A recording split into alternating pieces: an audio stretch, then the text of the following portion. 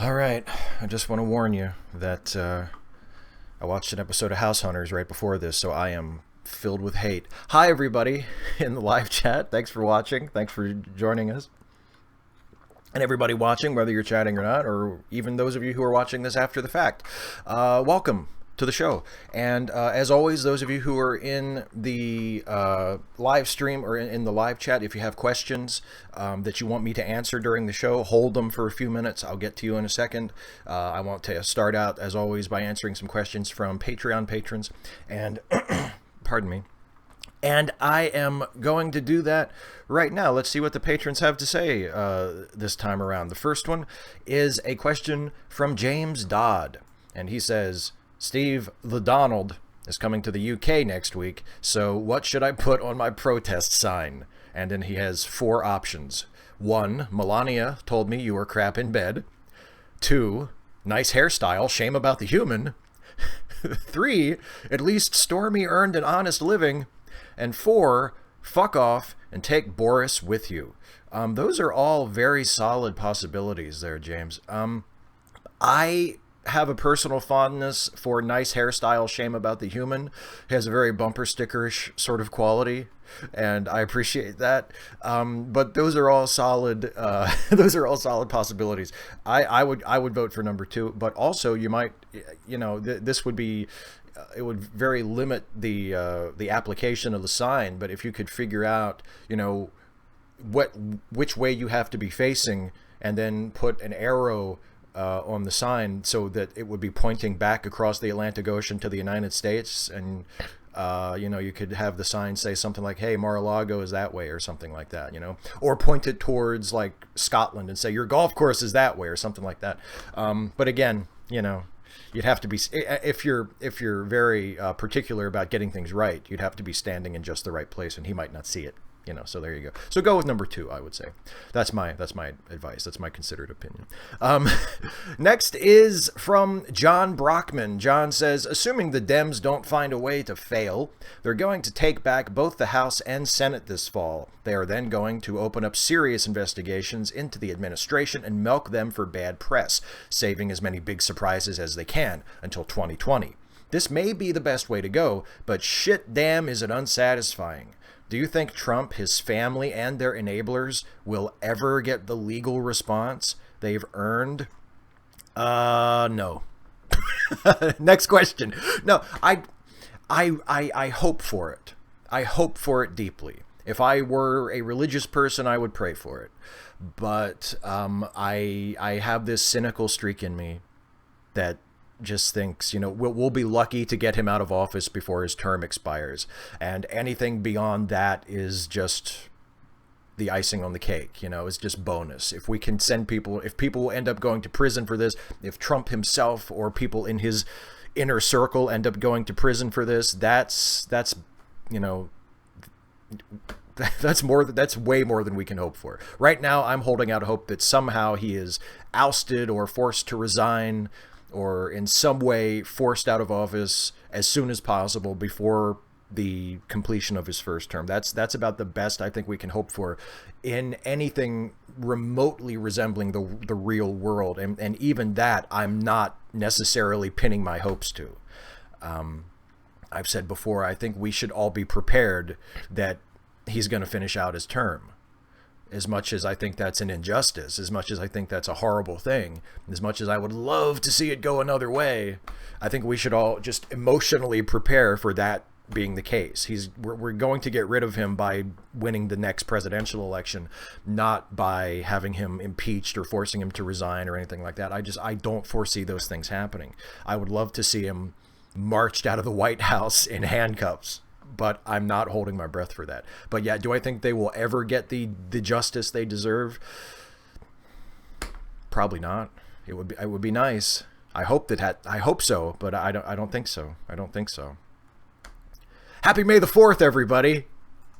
All right, next question from Francois Lacombe. Hi, Steve. I love the Ansons Log podcast you do with Jason, and I was wondering how much of it is scripted and how much is improv. What a great question about one of my favorite projects. Thank you, Francois. Yeah, so the Ansons Log is, for those of you who don't know, is one of the 2 podcasts that I do with Jason Harding, who is also the genius behind Opinionville on YouTube. And the Ansons Log is a comedy podcast where we play characters that are junior officers on a certain famous starship from a certain famous sci-fi show that was on NBC from 1966 to 1969 and starred William Shatner and Leonard Nimoy. I'm not telling you what show it was, but it's set in the world of that show.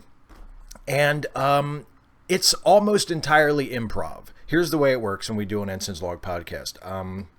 Jason said, well, we know each one of our episodes is centered or set sometime during or immediately before or after the events of an episode on the classic show, right? And before we start recording, Jason will tell me, okay, here's the scenario, here's where in time our show takes place at this point in the original episode or before or after, and we know where we're starting from, and we have a general idea of where our story is going to go in this episode. And we also have ongoing storylines that we know, okay, we're building toward this thing. In a few episodes down the line, this is going to happen. And we're crafting storylines within our show that are unique to our show that don't necessarily have anything specifically to do with what was going on the classic show at the time, but that tie in and sort of bounce off of that. But the dialogue, the things you hear us saying and doing in the show, that's all almost entirely improvised. We don't script dialogue. We know basically where we're going. Jason might say, okay, now in this episode I want to make sure that we hit this, and this. But usually it's just, okay, let's just go. You know, I might say, hey, I have an idea for this, and if it's something I feel like I have to mention beforehand just to make sure that we get it in, then I'll do that. And if not, I mean, because part of the fun of improv is you don't necessarily give the other guy a roadmap as to every place you're going to go. You just do it, and then you play off of each other. And that's been a fun experience for me because I don't have an improv background and Jason does. So he definitely takes the lead on that and determines the direction of the show, both in terms of the individual episodes and the larger sort of arcs that we're trying to put together. But the actual show, when it's the 2 of us talking back and forth and doing things, that's all improv. And it's a lot of fun. It's sort of a mixture because you get it's not scripted, but it's pre-planned in a very sort of general sense, but then when you're actually in the moment performing it, it's improv. So it's really cool. It's a really fun process. And thank you for listening to the show. You can listen, by the way. I'll put this up early. You can listen to the Ansons Log podcast as well as the Late Seating podcast, which is the other show we do together, the movie review podcast at letmelistenpodcasts.com. And we have a new episode of Ansons Log that just went up today because it's May the 4th. It's Star Wars Day. But as everybody knows, Star Trek is way, way, way better. I'm sure it's probably just a coincidence that the show went up on Star Wars Day. But anyway, yeah, so you can listen to a new episode of the Ansons Log right now, and all the classic episodes, all the old episodes, and all of the episodes of Late Seating. It's more fun than people should be allowed to have doing those shows. So thanks for the question, Francois, and thanks for giving me a chance to talk about our podcast. Even more than I usually do. Next question from a patron is Eric Rowley. In the 10 Commandments, God supposedly says, thou shalt have no other gods before me. Does the use of before me imply that he was thought to be cool with people worshiping other gods as long as they put him first? Or is that just the way it comes across in the English translation? You know, this is a really interesting question. I think it depends a lot on the translation, and not just the translation, but the interpretation, because there is, I believe, some evidence that that Yahweh, what is now the Jewish God, the God of Judaism, the God of the Old Testament, that Yahweh was at one time one God in a pantheon.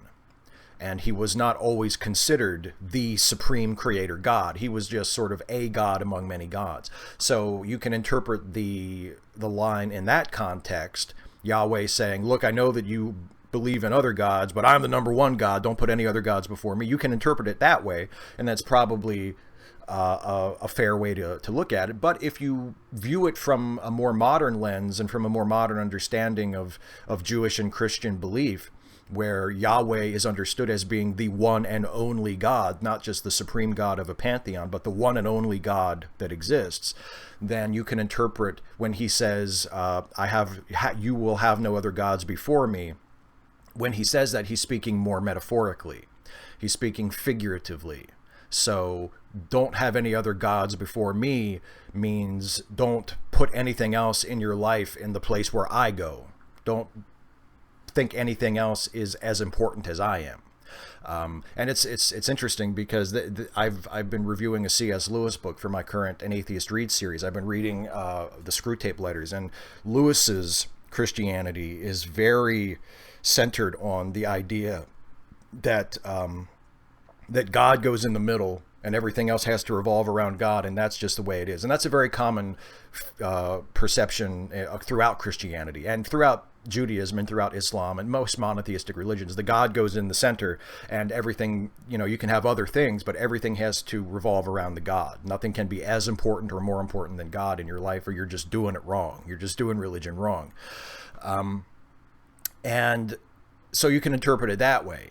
You can say, yes, there's only one literal God, but there are other things in your life that you may be tempted to put before God, to put in God's place, to make false gods. And you're not supposed to do that, because God wants to be number one. Because even though he's the creator of the universe and he's all powerful and all knowing, he's super insecure, which is one of the things about God in the Judeo-Christian version, especially. God in Islam is a little more mysterious and remote. Like Allah is not quite, he's very demanding, but he's very authoritarian, whereas the God in the Old Testament is also very demanding and authoritarian, but he also has this extremely needy side where he's like, don't forget to worship me. Hey, don't forget to worship me. I'm a jealous God. He's constantly reminding people, hey, I'm a jealous God. Don't forget to worship me. Don't forget, I'm the best. I'm the best. And you need to tell me how good I am. You're not telling me how good I am. You didn't forget how good I was, did you? And it's I don't know, when you realize that, when you see that, it's kind of funny, actually, that why would God need to be soliciting praise this often if he was truly as great and powerful as we are led to believe he is? But anyway, yeah, I hope that was a good answer. Thanks for the question, Eric, and thanks for being a patron. Here's one from Dave Edwards. With all the rancor in the skeptic community, how can we make sure we don't devolve into just a mean and finger-pointing group of malcontents? How do we pressure a spirit of civility, compassion, and even forgiveness? Well, I think, first of all, we need to be able to operate in two modes, I think. We need to be able to identify problem behavior and identify people who are performing problem behavior, who are participating in problem behavior, and be willing to acknowledge it and to do something about it. But we also need to be able to, if a person is engaging in some kind of problem behavior and they see the error of their ways and they are genuinely sorry and they recognize how they did wrong and that they need to make amends for it, or they need at the very least to apologize for it and to change their behavior in the future, I do think we need to be able, to be open enough and trusting enough to welcome people back at least once. Give people a second chance. I don't know about giving people a third and a fourth and a fifth chance. If they continually, if they fuck up and then they apologize and they say, I promise I'll be better, and then they come back and they fuck up again, and then they apologize and they say, I'm sorry, I promise I'll be better, and then they fuck up again. Like, I think at a certain point you have to say, okay, no more chances for you. Just go away. You can't sit with us anymore. But if a person fucks up and they seem genuinely sorry and they genuinely want to change their ways and to make amends and to be better from now on, I do think we need to be able to welcome people back provisionally, or else we do risk becoming, as you say in your question, just a bunch of malcontents who just fight with each other all the time. But that doesn't mean forgiving everybody, and it doesn't mean forgiving everything, and it doesn't mean looking the other way when people are doing things that are harmful. So you have to be able to operate in both modes. You know, be able to point out and say, whoa, no, you can't do that. If you're going to do that, get the fuck out.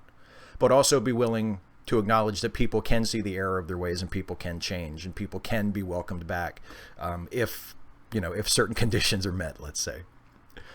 Next is one from Tom McDonald. Tom says, Steve, you're an old hand at big SJW conference going. I wouldn't know about that, but let's just go with that premise. Looks like I'm going to the Secular Women Work Conference in August, and my question is, how do you make contact with other conference goers you don't know but want to? I won't know any of them, and I'm not yet working directly in the main areas they're covering. I'm shy and socially awkward in such places. Should I try to make contact with some attendees I've heard of ahead of time? Throw around your name and Christie's? Wear a sign pleading for mercy and friendship? Buy drinks for everyone? Signed, Desperate in the Sticks. Buying drinks for everyone is never a bad plan, but it shouldn't come to that. I assume that the Secular Women Work Conference will be set up in a similar way to other conferences I've attended, where there will be, in addition to people milling around and socializing and attending talks and workshops and stuff, there will also be an area where people can set up tables. And if you go to the tables that are set up by various organizations and just strike up conversations with the people at the tables who are working the table, that can be a good way to sort of start, you know. And I imagine, because it's a secular women conference, that the secular woman will have a table at the conference, and if the secular women table is there, you can probably go introduce yourself to Manette Richards. She'll probably be there tabling for a lot of the time. She was tabling most of the time at Secular Social Justice in DC a few weeks back, and she's lovely, and I'm sure will do her best to make you feel welcome and to make you feel at home.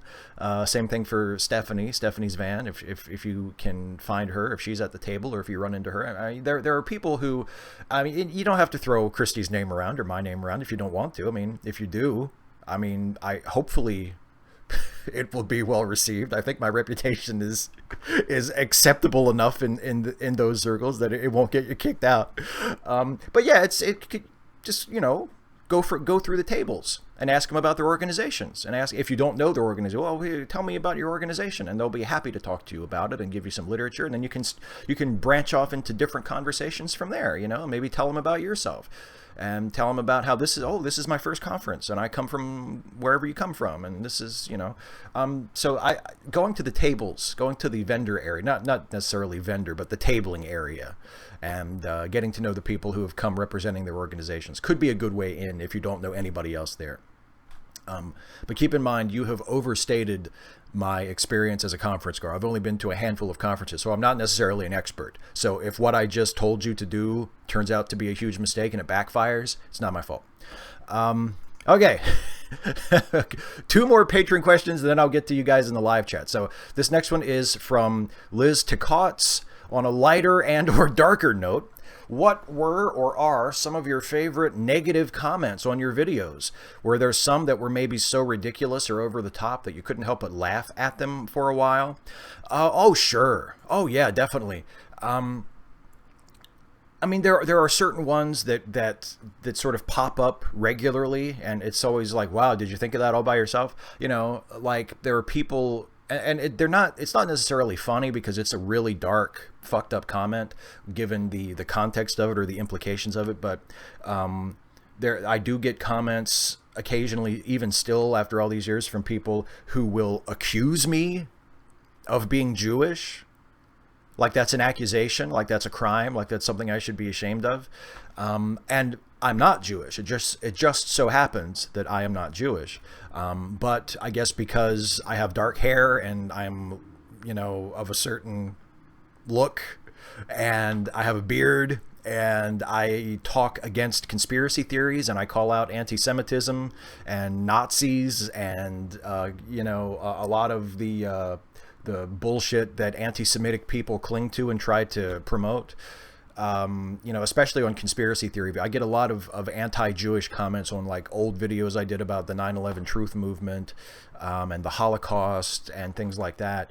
And, you know, they say, oh, of course you would say this, you fucking Jew. And it's disturbing because there's a lot of hatred and a lot of violence and a lot of evil behind those attitudes, and it's nothing to take too lightly. But at the same time, it's pathetic that people will wield a person's ethnicity as an insult, and they'll throw that at me and say, you know, oh, blah blah blah, you're a Jew, as if that should insult me whether I am Jewish or not.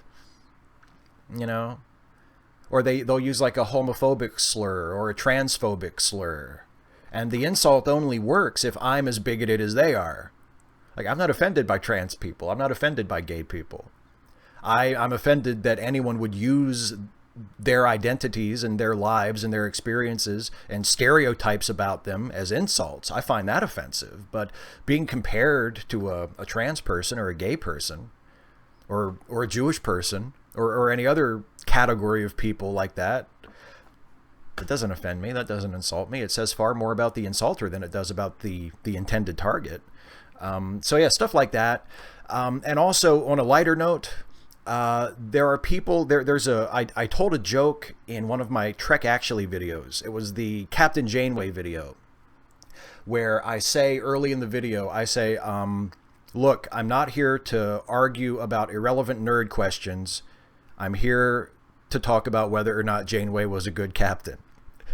And there are people who don't see that joke. And I don't know if it's just there's like joke, you know, there's like a lack of comprehension. There's joke obliviousness that people have where they just don't see it. But it's amusing to me because to me, I did everything but put like a title there to underline that punchline, because I took a pause. I did like I said the setup, and then I stared at the camera for a second, and then I said, I'm here to talk about how Janeway is a good captain. And it's like, how do you not recognize that I'm being ironic there? But people were like, they thought that they had caught me in some bit of hypocrisy. They were like, oh, you said you weren't going to talk about irrelevant nerd questions, and then you say you're going to argue about whether or not Janeway was a good captain. Like, yeah, that's the joke. So yeah, that happens from time to time too. And like it's not really, it was exasperating the first 2 or 3 times it happened, but now I just think, oh, someone else who doesn't recognize that it's a joke. And finally, a pair of patron questions from Larry Yellingman. Larry says, have you officially crossed the outrage bridge when you're outraged about outrage? For instance, small David getting mad about people getting mad about a white girl wearing a Chinese dress. And also, second question from Larry here, do you keep Eli Bosnick at a distance because you don't want him licking you? I've met Eli in person twice, I think 3 times, and he has not licked me or attempted to lick me yet, so I think I'm safe as far as that goes. And I'm doing a live stream with Eli next week that I'm going to tell you about at the end of this show. So no, I try not. Eli, I'm lucky Eli talks to me at all, because Eli is way more internet famous than I am. So I'm lucky that Eli even speaks to me. I'm lucky that he doesn't go like this whenever I approach him and ask me to kiss his ring. And yeah, as for the outrage stuff, yeah, I mean, I didn't see Smalley say anything about it, but I saw a couple people were sharing like a screen cap from Seth Andrews' Facebook page where he was posting about like he was outraged at people being outraged. But people who are outraged at like misogyny and racism, they're the outrage brigade. But people like Seth and Smalley who are like, I can't believe that people are upset about cultural appropriation. That's outrageous. Like, you know, I don't know. I'm a white American. I don't feel as though my culture has ever been appropriated by anybody, so I don't feel like I have any say in the matter. If people from another culture, if there are people who have Chinese roots or have ties to Chinese culture, Chinese ethnicity, who were offended by that white girl wearing a Chinese dress or posing a certain way in a photo or whatever, that's up to them. That's their decision to make. It's not for me to say that they have no right to be offended by that. It's not for me to say that they shouldn't, that there's nothing for them to be upset about. You know, they can decide that for themselves. And it's not for me to delegitimize them or to demean them and say, oh, I can't believe it. You know, that it certainly didn't outrage. I didn't find it worthy of outrage. You know, fucking assholes that express more outrage at minority groups getting pissed off at white people mistreating them than they do at the mistreatment itself. And not just what they view as relatively benign things like cultural appropriation, but like institutional racism, like police brutality. Oh, God, I mean, look, I'm on their side, but why do they have to get so upset? Anyway, that's it for the patron submitted questions. I'll come back in a little bit and answer some questions that were left as comments on the previous episode of this series. But first, I want to talk to you folks in the live chat. I have been neglecting you all this time. I feel so bad. So let me put the live chat up on screen there, and let me go into the live chat and see what you folks, you fine people who have joined me live for this show, are talking about. Hi, Leto Anor is there. Hello. And some random geek as well. So let me see. First of all, I see a few questions up here. So those of you, if you were asking questions like way earlier, I'm probably going to miss those. So if you have questions for me right now in the live chat, you can go ahead and start asking them. And I'll scroll through here a little bit and find a few. Cast from Chaos says, which hat is your favorite? They're all the same. They're all Hagerstown Suns hats, and the one I'm wearing right now is my favorite. If there was another one that I like more, I'd be wearing it because they're all basically identical. There's one a little bit earlier than that from Jenga Tree 121. Thoughts on the documentary about you? I have not seen it. I assume you mean that somebody a few months ago made a YouTube video about me that was pitched as a documentary. A few of my friends watched it and said it was nothing, that it was just kind of sad and pathetic. I didn't watch it. I don't watch response videos about me. I think I've watched one or two ever, and I think they were because I had agreed to do like a live stream, and they said we might talk about this, you might want to watch it beforehand so you're up to date, and I watched one or two of them, and they're a waste of fucking time. They're so tedious. So no, I don't watch response videos. I don't watch videos that trolls or, you know, abusive, hostile people make about me. So I don't know. Some random geek is in 2 live. Yeah, because aren't Christy and Mike Rollins or somebody doing a live stream right now as well? So wow, that is impressive. Multitasking. J Dodify, what are you drinking, Steve? I'm on the gin. Actually, it's just iced tea. There you go. It's just iced tea. Sorry. I don't usually drink when I'm on camera. I feel like that's unprofessional, which is weird because it's my YouTube channel and I can do whatever I want. It's not like I have anybody telling me what to do, but I feel like I'm still on camera. I'm still putting on a show. Like there should be some semblance of professionalism. So if I'm going to do something as unprofessional as drink on camera, I should at least be drinking something non-alcoholic so I'm still sober during the show. Let me see. Oh, okay, Magic Theater. I'd like to hear your thoughts on the Coughlin scandal. I haven't watched anybody's videos about it. I didn't watch Captain Andy's live stream, and I didn't watch Coughlin's. I think today or yesterday or within the last couple of days he posted a video addressing it and apologizing or something. I haven't watched any of that. I've tried to keep my distance, and I admit I am taking a somewhat cowardly approach to this, a non-confrontational approach to this, because I love Dick. Pause for laughter. Dick's been a friend of mine for a long time, but I can't remotely defend what he's been doing. I can't remotely defend him against the things that he has done. You know, the unsolicited chat messages and pictures he sent people, and just the gross sort of creepy behavior. Like I can't defend that at all, and I'm not going to. And but at the same time, you know, he and I have been friends for a long time, and I would hope that he's remorseful. I would hope that he's sorry. I would hope that he is capable of making amends and of doing better than this, and I hope that happens. You know, but I can't take up for him because you know, he's in the wrong. He did something wrong, and his reactions after people went public with these accusations didn't help him very much either. You know, he responded in a very aggressive way and attacked people and insulted people and harassed people and spoke in very abusive language, and I can't get behind any of that. And you know, I'm not gonna like jump down his throat. I'm not gonna make videos attacking him, and I'm not gonna, you know, encourage people to take any particular action against him, because like I say, he's my friend. I like him. I've always liked him, and we've known each other for a while, and it's very upsetting as someone who is on his side or wants to be on his side to see him behaving this way. And I hope that he can make it right, but I'm not going to defend him because I can't. He's the one who is mostly responsible for this. Let me see. Matt Machado says, do the show drunk. I just said I don't do that. Dr. Babylon. Steve, I want you to do a 5 things video about the Insel community. I consider them the stupidest and most vividly pathetic branch of the manosphere, and that is saying something. I might do that. I don't know if maybe it'll be a 5 things video. That might be a good subject to revisit that format, but I might do something about it at some point. I'm not sure what. I haven't figured it out precisely. I don't have any specific ideas, but yeah, that's a good suggestion. And yeah, the incels, I made a joke about them earlier actually, because a lot of people are talking about it. I said I proposed something called Insel Plus on Twitter, which is involuntary celibacy plus you're not allowed to post on social media, which I think could really catch on. I think could be really big. But yeah, that's a good idea. That's a good idea. And Insel, 5 something things about incels.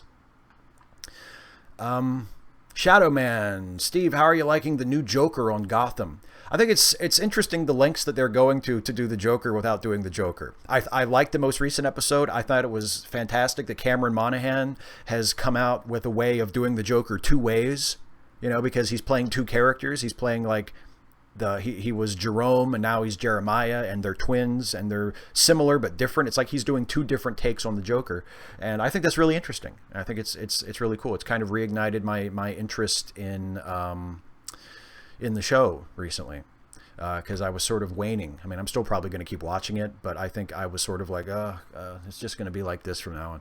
And his sort of renewed version of the Joker is kind of interesting.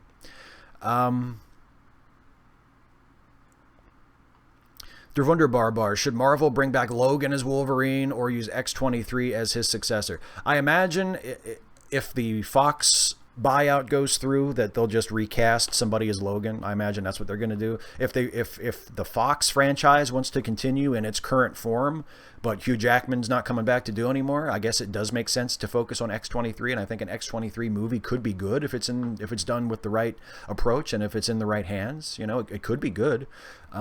But I think long term they're probably going to end up recasting Logan. They'll probably give it a few years, and then if they ever get to the point where they're able and ready to introduce Wolverine into the MCU, they're going to, it's going to be Logan, and they're going to cast somebody else. Let me see. Rachel R. Steve, are you looking forward to any new movies? There are probably. Oh yeah. Well, I mean, they just announced there's going to be 2 new Star Trek movies, but they're not for a couple more years. So I'm looking forward to them in general, but not at the moment. I mean, I saw Avengers. Avengers was awesome. I'm probably not going to see Solo in the theaters because it just doesn't do it for me. As soon as they said, hey, we got a new director and it's Ron Howard, I said, okay, cool, I can miss that one. So I'm probably not going to see Solo unless it surprises me and like the reviews are fantastic. If there are, movie critics that I trust saying, hey, whoa, holy shit, this is great, you got to go see this, then I'll go see it just out of curiosity. I can be persuaded, but generally I'm not looking forward to Solo. I'm not going to go see it at this time. Yeah, I don't know. I can't think of anything that I'm like, oh, I can't wait to see that. Sorry. Jenga Tree 121. Any pets? Yes, of course. I have a cat. I have a cat, a little tuxedo kitty. Not so little. She's a plump tuxedo kitty named Audie. She's in the living room right now. She has found a nice cool spot on the floor, and she's been there most of the day because it's super, super hot here today. So she's just chilling out. Let me see. Jeffrey Bozer. Steve, I just realized why I like flat earth videos. Their persistent stupidity makes me dig into my own understanding and clarify it. Is there anything where you are grateful of the opposition? Yeah, actually, I feel similarly, not necessarily about flat earth videos, but when I do my apologist readings, my atheist read shows, there is an element of it's like mental exercise, even though I'm being exposed to arguments that I don't agree with and that in many cases I think are bad arguments. Having to articulate my response to that is very healthy. You know, it's good practice. It's good exercise. It helps you, keep sharp and think out a problem. Okay, I know that's the wrong answer, but why is that the wrong answer? And why do I think my answer is the right answer?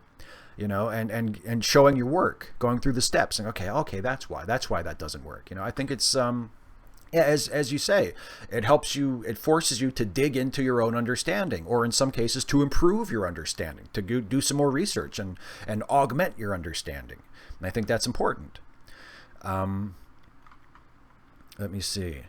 Tom says, you don't drink online, Steve? What? You mean you weren't really drinking while reading Ray Comfort's advice for married people? I'll tell you this. I'll let you in on a little inside baseball, okay? I do movie reviews. I've done a few movie reviews where the reviews were for notoriously bad movies, like just awful movies. And at the beginning of those reviews, I would do a Boilermaker, which is a mug of beer and then take a shot of whiskey or a shot of Jägermeister and drop it in the glass, and then you just chug it all in one drink. The first 3 or 4 times I did those, it was real. It was real beer and it was real Jaeger. And it was fun because, that's a lot of alcohol to drink all at once. And one of those doesn't get me like drunk, but you can feel it, you get kind of a buzz going after you pound down a Jaeger bomb like that, a Boilermaker. So I would do those. The first 3 or 4 were real, but I kept doing them, occasionally over the years. And the last few, and it's been a while since I did one at all, but the last few were fake. It was YouTube magic. It was movie magic. It wasn't beer. It was cream soda, and it wasn't a Jägermeister shot. It was like Coke or something like that. Just a dark liquid, so it looked right. But yeah, so there you go. Now you know. Now you know. The most recent Jaeger bomb movie reviews were fake, and I'm a fraud, and you can't trust anything I say from now on. Daniel Holverson, what do you make of Kanye West's comment on slavery being a choice? It's after he said that and after people started to drag him for it on Twitter, he said, once again, I'm being attacked for presenting new ideas. And I responded to that on Twitter actually a couple of days ago and said, it's not a new idea. The idea that black people were slaves because they wanted to be, or because it suited them, because of their natures, because they're just naturally servile, or, well, if they didn't want to be slaves, they wouldn't be. There's so many of them. Why don't they rise up? It must be because they secretly enjoy it, or they know that that's the best life that they can have. These are old ideas. Racists have been using that kind of an argument for centuries to justify holding down and abusing other people. So for Kanye to say that and to say, 400 years of slavery, that sounds like a choice. That's not only a really fucked up thing to say and an ahistorical thing to say, but it's not remotely a new idea. Racist white people have been saying that forever to justify oppressing black people, And as I said, it's ahistorical because one of the things Kanye said, if you watch that video, he didn't just say 400 years of slavery, that sounds like a choice. While trying to emphasize his point, he said 400 years, all of us? No, not all of them. There were plenty of black folks during slavery in the United States who were not just going along with it, who were escaping, who were fighting, who were helping others to escape. Who were fighting against the system as best they could, who were putting their lives on the line and dying to gain their freedom and freedom for their fellow slaves. So this idea that, first of all, that, well, it must have been because they wanted to, or else they would have done something about it, and that it was all of them, as in they all just sort of lowered their heads and went along with it until white people came along and saved them. That's just not true. So it's a really fucked up thing to say on a couple of different fronts. Okay, Jay Dodify. Steve, did you watch Lost in Space? I thought it was terminally average, but I ended up watching it anyway. I haven't watched it yet. The Netflix one? No, I haven't seen it yet. I keep getting it recommended to me after I watch like an episode of Deep Space Nine, but I haven't watched it yet. It's gotten very middling reviews, I've noticed. Iron Wolverine, I'm sorry, I didn't mean to skip your comment. Is it further up here? Oh, should we start a new crusade? No. There, I didn't skip your comment. How about that? No, we should not start a new crusade. And Terry James, favorite U.S. president, 20th century to now, Barack Obama. What do you think of that? Yeah, Obama is my favorite president of my lifetime. I guess if I'm being serious, and we include 20th century, Franklin Roosevelt probably is the real answer. Teddy Roosevelt, maybe just below him. Well, maybe a little further, maybe some distance below him, because I think FDR was almost in a class by himself, especially if you're talking about just 20th century presidents. So FDR, TR, who else was a good president in the 20th century? I mean, domestically Johnson, but the Vietnam War really takes a lot of the shine off of Johnson. You know what I mean? Johnson did some good things domestically, but internationally, it's hard to defend. Yeah, I don't know. I hope that muddled, indecisive answer. If I had to pick one, I'd probably say FDR. I mean, there are things that take the shine off. Excuse me.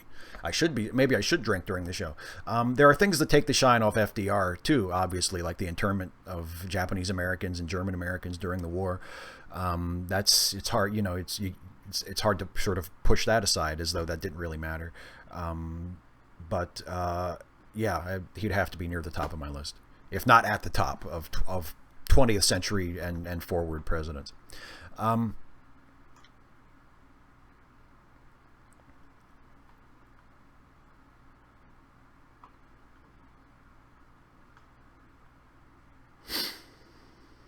Oh, okay. I'll get a few more of these questions, and then I'll answer some comment questions, and then we'll come back for the last 10 minutes or so, 5 minutes or so, and we'll do a lightning round. Okay.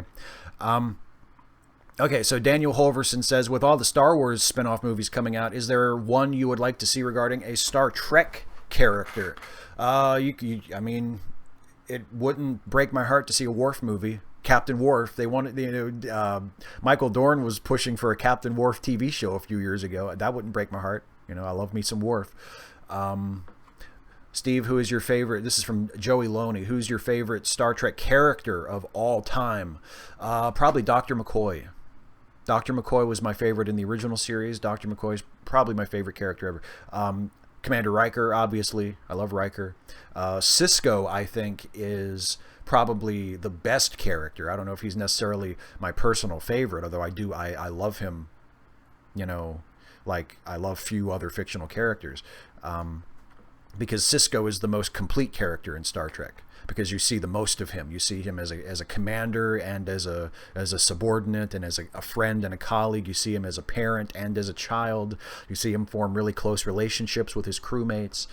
You see him in a religious context and in a military context. You see him struggle. You see him make the right decisions. You see him make the wrong decisions. He's the Odysseus of Star Trek. He's the complete man, the complete person, I should say, to avoid using a sexist term. He no need to gender it. He's a complete character. He's a complete person. So Sisko's got to be way up there too in terms of favorite characters.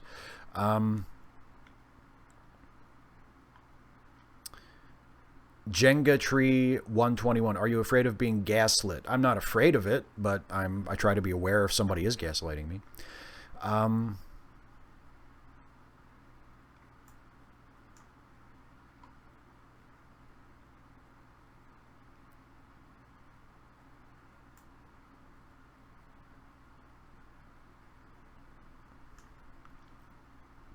Oh, Magic Theater says Jimmy Carter was the best president of the 20th century. I'm not going to argue. I think Jimmy Carter was a great president. It was weird when I was growing up. I grew up in none of my parents were like super political, but they were all sort of de facto Republicans.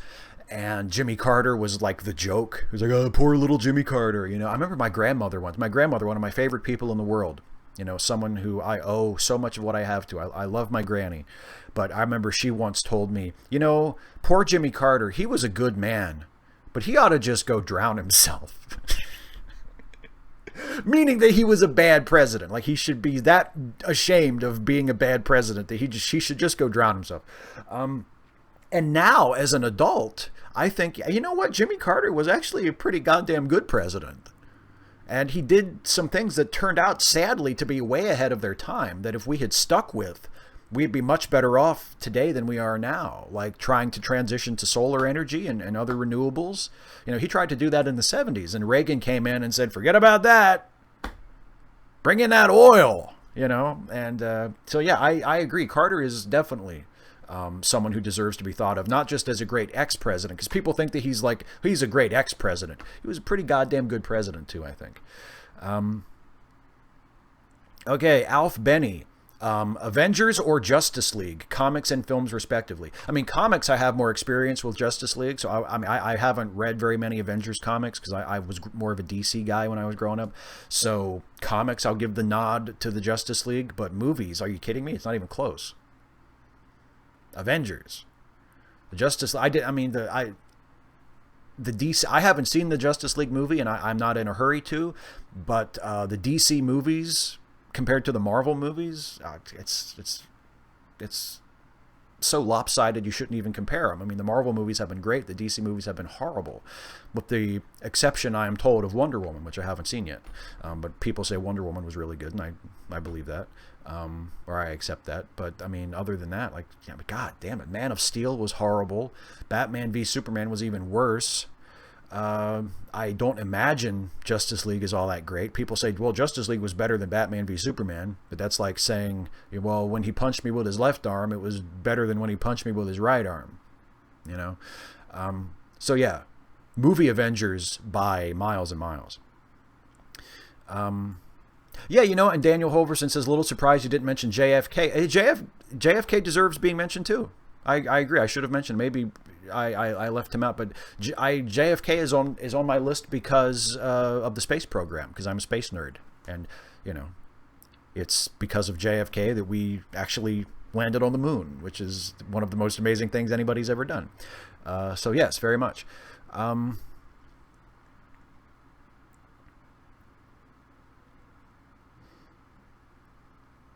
Leto Ann or Riker is a fuckboy. Yeah, you know, I'm not going to fight you. Dr. Babylon, Steve, I feel there's an arc with the Republican Party over the last 40 years where they have been devolving. Yeah, I mean, if you look at Republicans in the 70s, there's still a lot that I don't agree with. Like, I don't think I would be able to really feel good about voting for a Republican from the 70s either, but especially in terms of like environmental policy, they were way ahead of where they are now, and they were not as explicitly tied to the religious right as they have been since the late 70s. So yeah, I do think there's been a de-evolution, and there's certainly been a de-evolution in terms of the mask of civility, where at least Republicans used to be willing to pretend that they cared about poor people and minorities and et cetera, and now they're just like, nah, fuck it. We just want the white people.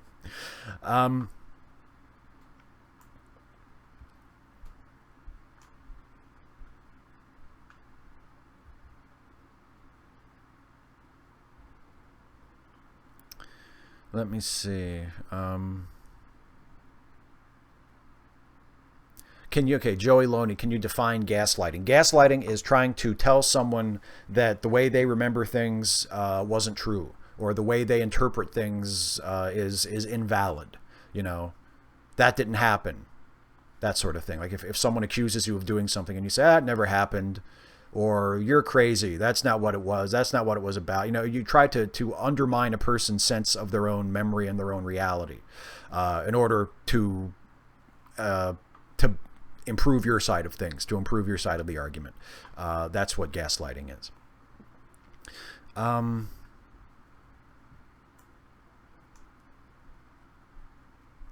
Okay, I am going to quickly respond to some of the questions that were left as comments on the last You Had to Ask video, and then we'll do a lightning round. Okay, so if you guys have any more questions for me that you want to answer in a rapid fire lightning round format, save them up, and then when the clock starts, just start posting them in the live chat. But real quick, here are some comment questions from the last episode. This is from Johnny the Wolf. Hey Steve, in a previous video of yours, you discussed your progress as a writer and also mentioned having once written your own sequel to Tim Burton's Batman Returns. As a fan of the Tim Burton Batman movies, this made me curious, and I would like to hear more about what you had in mind, if that is not too embarrassing for your 2018 self. Of course, I think it should be apparent that my 2018 self is not averse to being embarrassed. That it was my first Batman short story, is I think what you're referring to. I wrote a short story about Batman in 7th grade, and it was based off of Batman as he was portrayed in the Tim Burton movies, and Batman Returns had just came out. And it was that version of Batman, but it was the Riddler. And that's basically it. It was called Batman, The Case of the Deadly Riddles, and it was Batman finding and catching the Riddler. And I can't remember anything specifically that happened in it. I can't remember if Batman arrested him or if he killed him or what. But it was like Batman Returns version of Batman, but he was finding the Riddler. That's all I got for you. And in terms of, it's not really much of a response or a continuation of Burton's world, because again, I was like 12 when I wrote it. So it's not as though I was like, what would Tim Burton's Batman do? You know, I was very much at the beginning of my evolution as a writer and as a Batman fan and as of everything else. So, but in general, it was a story. It was conceived as a continuation of the Batman Returns version of Batman, but it was Batman versus the Riddler. Ahoy Yerno, question. You're a big donor for a major political party. You're going to donate $50 million, and they'll coincidentally change something you'd like changed. What will change, and how will you cope with the guilt? Okay, I will require them to support campaign finance reform so that all elections are publicly funded and people can't just give $50 million to campaigns anymore. And then I'll live with the guilt because I will have been the last person to do that. How about that? Yeah, I don't know. Something like, I mean, if you can give 50, I mean, you couldn't give $50 million to the party because that's illegal, but you could give, I don't even know if you're allowed to give $50 million like to super PACs. Maybe you can. I'm not sure what the law is. If you say, well, it's not for a particular candidate, it's just for a super PAC, it's just for a cause or whatever, you might be able to do it. But generally speaking, you know, if my donation would be, okay, I'll give you all this money, or I'll put this money towards supporting you, but the trade-off is I want campaign finance reform so that people can't make these kind of massive donations and buy elections anymore. I think that would be a fair trade. You know, it would be like a corrupt bargain, but a corrupt bargain to end corruption. Come on. No? Not good? Anyway, that's what I would do. Lario Baglietto, as a baseball fan, could you tell me what is the feeling of baseball fans when after a few months from the start of the baseball season, you know that the team you're a fan of has no chance of going to the World Series and that all the coming games that season are dead rubbers? As a soccer fan living in England, most soccer fans have lots of cups, leagues, and if their team is not good, there is a chance of regulation. There are very few teams when the season is coming to an end that have only dead rubbers to play for. That's a good question. I think baseball fans, when your team is a really bad team and you know that your team is going nowhere and the games really are meaningless for you in terms of getting to the postseason, baseball fans have a state of zen that we can attain, where you let go. You realize that this isn't going to be your year. They're not going to make it to the postseason. They're not going to make it to the World Series. The games don't really matter in that sense. And then it becomes, oh, but I love baseball. I love going to the games. I love the smells. I love the hot dogs and the beer and going with my dad or you know, my mom or my friends or my kids. I love going to the ballpark and watching the game. I love the crack of the bat. I love the smack of the ball against the leather. I love the smell of the grass. You know, I love watching the game and I love the stillness The moment before the pitcher throws the ball, the moment before the bat moves from the batter's shoulder, that split second where the ball is suspended between pitcher's mound and batter, when he has to decide whether or not he's going to swing at the ball. You know, you get into all that lyrical bullshit that baseball fans resort to when you no longer can have any kind of meaningful rooting interest in your home team because they're out. So you go back to the beauty of the sport. I'm convinced that one of the main reasons why baseball fans in particular are capable of waxing poetic about the beauty of our favorite sport is because historically there were only a few teams every year that made it to the postseason. Because for the first 50 or 60 years of baseball history, the postseason was the World Series. So only 2 teams out of all the teams made it to the World Series. There was no ALCS, there was no NLCS, there were no division series, there were no wild cards. That's just something that's been brought about. The division or the league series came about in the 60s, and then the division series came about in the 90s. So they've been around for a while, but there was a whole long stretch where the psyche of baseball fans was being set, where most people knew that their team didn't have a chance of making it to the postseason, of making it to the World Series, so they got very zen about it. And they said, you know, it's not just about who wins and loses, you all. It's about the beauty of the game. And that has stuck with it, and that's something that was passed down from generation to generation. So baseball fans are able to detach ourselves from whether or not our team wins a championship and say, you know what, we just love baseball. And it's true, it's sincere. Like, I really feel that way. All that stuff I was just saying, and I was kind of being like a smartass about it, I do really believe that. I do truly believe that baseball is a beautiful, poetic sport, and that it doesn't matter whether my team wins or loses. It's nice if they win. It will be awesome for the Orioles to win a World Series. But if they don't, they don't. And I'm still going to love baseball. But I think that's where it comes from. I think it began as a defense mechanism, as a response to loving the sport but having to deal with having a losing team. Dr. Babylon, who is in the chat, and it's a subject that was it's about the Republican Party, which was also mentioned in the live chat question. Dr. Babylon says, Steve, today I finally changed my party affiliation to the Democrats.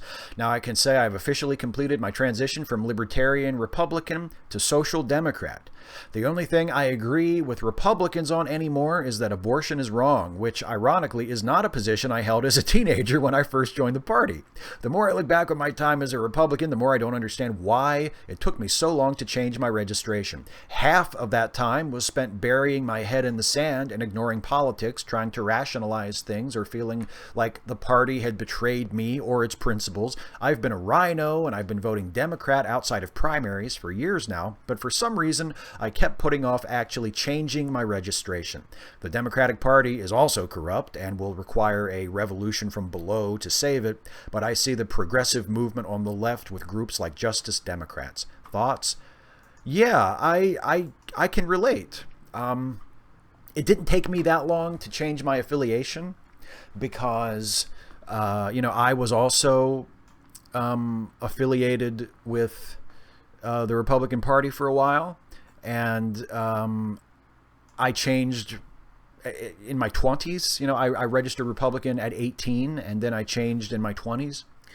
And I didn't. It was just a matter of, I just didn't think about changing it until I changed it. But it was nothing I struggled with.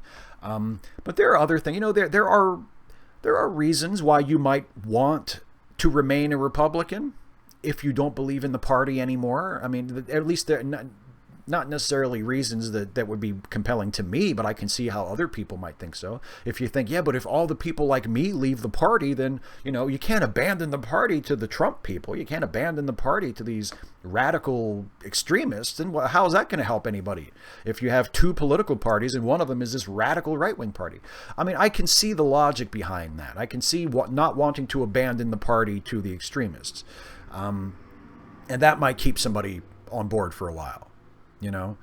And I can see just being used to it just as a tradition or a custom, saying, well, but that's what I am. That's what I've always been. That's why, I'd rather try to fix things from the inside than leave and, try to find a place in a new group. Like, I get why it may have taken you so long to leave.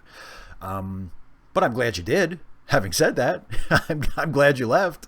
I'm sure that the Democratic Party will be better off having you.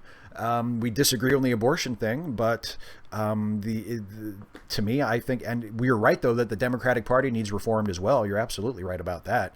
And I don't think anything will get any better as long as the Republican Party is winning elections, especially on the national level, but also at the state legislature level. I think Democrats getting elected and then having people within the Democratic Party at the grassroots level reforming that party, pushing that party to be more progressive and more inclusive. I think that's the way forward. I think that's our best shot of changing things and of making things better. So welcome to the party. And yeah, but I can see why it may have taken so long to change, because it's a big change.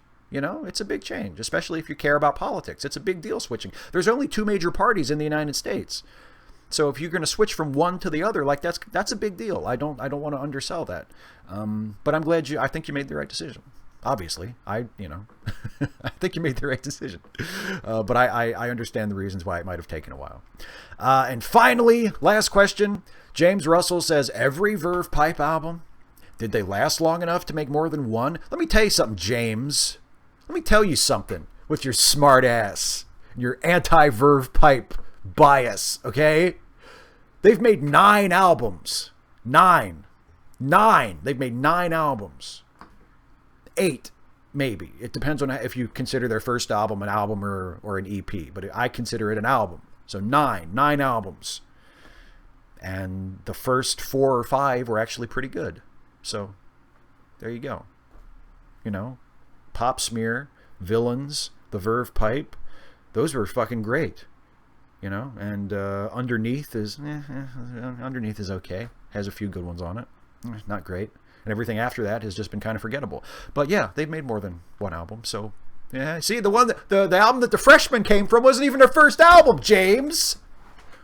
So you want to do a lightning round? Let's do a lightning round.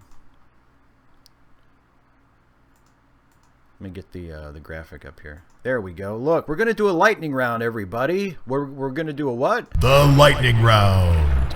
Rapid fire questions. Glib and adequate answers. All right. Now, you know the rules. Just in case you don't, here are the rules. I'm going to start the timer. And when the timer starts, it'll be 5 minutes. And if you have any questions that you want me to answer in rapid fire form, just start posting them in the chat. So here we go. Lightning round begins as soon as the timer begins counting down on the screen. Go. Lightning round. No, John, not pap smear. Pop smear. Pop smear. Pop smear. Lightning round. Okay, questions. Was Eli in New Jersey recently? I have no idea. I don't keep track of Eli. I don't know his schedule. So I don't know if he was in Jersey or not. Why? Did it smell worse than usual? Mate! Oh, God! Why did I do that? That was a slam on Jersey and a slam on Eli, and both based on hateful stereotypes. I should not have said that. I apologize. J-Dotify. Charles Murray, misguided arsehole or racist arsehole? Oh, racist. I mean, misguided, yes, but I do not... yes, he's a racist. He's a racist. He's a racist. John Brockman, what do you do when your cat crawls in your lap and immediately farts? I scritch her on the top of the head and I give her a kiss and I say, hello, Audikins, because I don't care. She can fart on me all she wants. She's my cat. Videodrome TV version. How much do you hate Watch Mojo? Wow. I can't remember the last time that I watched a Watch Mojo video, so I don't know. I mean, I must not like them very much because I don't watch them very much. So I can't say whether I like them or not, or how much I hate them, because I just avoid them. I don't watch them at all.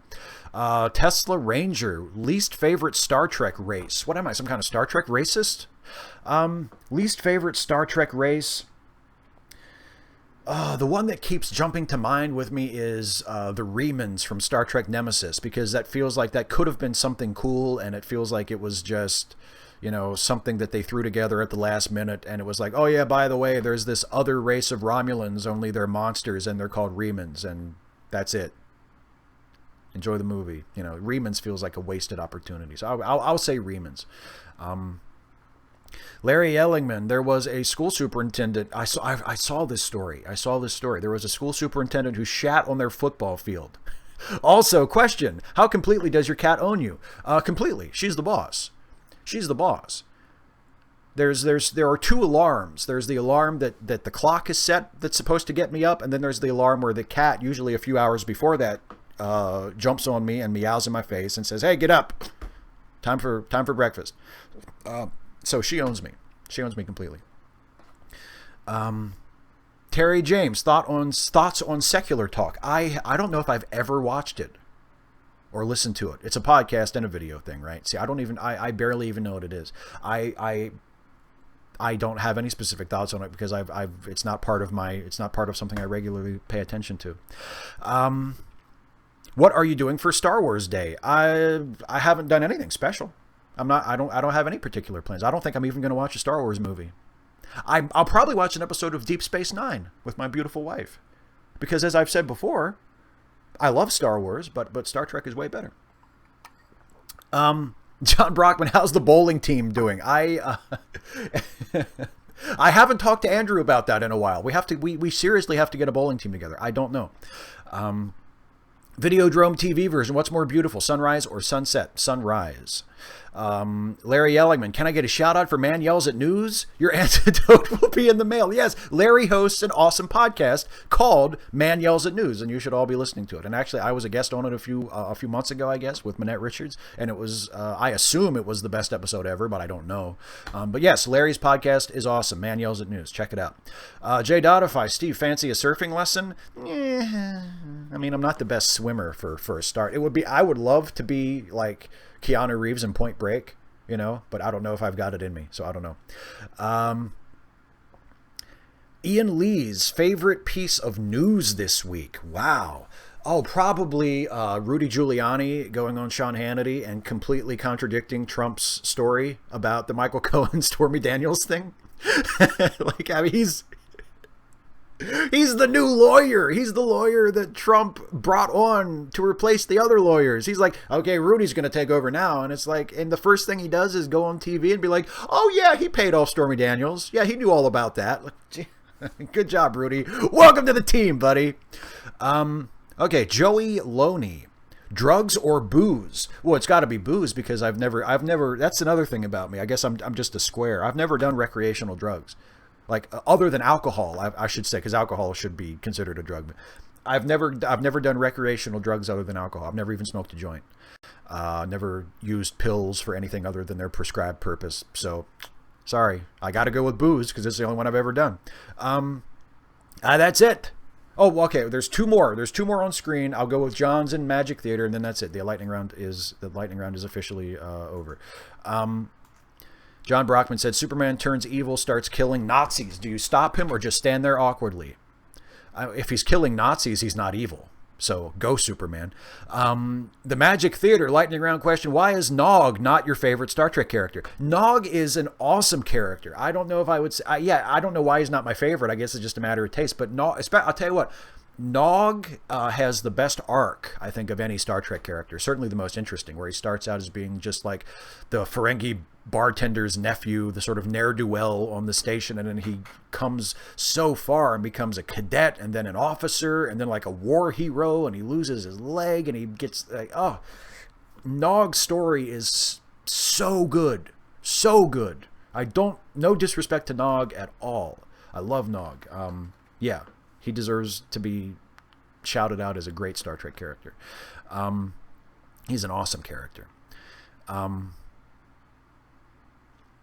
Yeah, okay, Jay Dodify says the worst Star Trek species has got to be the Ocampa. The Ocampa, or how about the Kazon? See, I couldn't even think of their name. That's how forgettable they're from. Yeah, the Kazon, or the Klingons of the Ozarks, as I said in one of my Trek Actually videos. Yeah, the Kazon have got to be up there for a pretty shitty Star Trek species as well. Well, that is going to have to be it, folks. I've gone a little bit over the hour that I had carved out for this because I wanted to make sure to do a lightning round because that's always fun. I want to thank all of you, first of all, in the live chat for being here, for chatting, for asking questions and just entertaining each other while I was droning on about pre-submitted questions. I appreciate it. Everybody who was in, who was a moderator, I appreciate the moderators as always, keeping things clean in the chat. That's fantastic. And as I mentioned earlier, I not only do YouTube stuff, but I co-host a couple of podcasts. They are the Let Me Listen podcast that I co-host with my pal Jason Harding. There is the Late Seating podcast where we review classic movies. Our most recent episode was about Iron Man. You can listen to that. And just today, a new episode of our other podcast, our improv comedy podcast, the Ansons Log, which just had a new episode go up today, as I said. You can listen to that as well, and all of the other Let Me Listen podcasts that I'm not even on, but you could listen to them anyway because they're all pretty good. Presumably not as good as the ones I'm on, because obviously. But it's all at letmelistenpodcasts.com. And if you enjoy what I do on YouTube in general, and you just want to help me keep doing it, you can help me out by becoming a patron through my Patreon page. You can go to patreon.com/SteveShives, and for a small or maybe even a large, if you can afford it and you think I'm worth it, monthly contribution, you can help me continue to make these YouTube videos for $1 a month, $5 a month, $10 a month, however much you can afford, however much you think I'm worth. I appreciate all of the Patreon support that I get. A lot of my patrons are in the chat right now. I love you. There you go. It helps me continue to do what I do. So if you are not currently a patron, please consider becoming a patron of this channel through Patreon. As I mentioned earlier, next week, on Tuesday, actually, I'm doing a live stream that begins at 1 p.m. Eastern Time on Tuesday. And it will be myself, Christy Winters, and Eli Bosnick of God Awful Movies and The Scathing Atheist. And we will be doing a live stream to talk about The Room, Tommy Wiseau's The Room, and from there, just a general discussion of why we are fascinated by bad art, why we love cringe-inducing art. So that's going to be awesome. It'll be me, Christy, and Eli talking about The Room, which is something I could talk about forever, just that movie by itself, and by extension, why we love or love to hate or are fascinated by bad art. So again, that's Tuesday starting at 1 p.m. It'll be on my channel, so look for that as well, if you can make it. And again, just like with these, if you can't watch it live, you can watch the recorded version afterwards. It's going to be a lot of fun. I'm really looking forward to it. So that's it, folks. Thank you so much for watching. Thank you so much for participating in the chat. If you couldn't make it live and you have a question that you want me to answer next time, you can leave a comment on the archived version of the video. I collect the questions before the next show, and you can ask a question that way. So even if you can't join us live, you can still get a question onto the show if there's something you really want to hear me talk about. So that's it. Thanks, everybody, for watching, and I'll see you in 2 weeks for another one of these, and I'll see you on Tuesday for the Room live stream with Christy and Eli. Bye, everybody.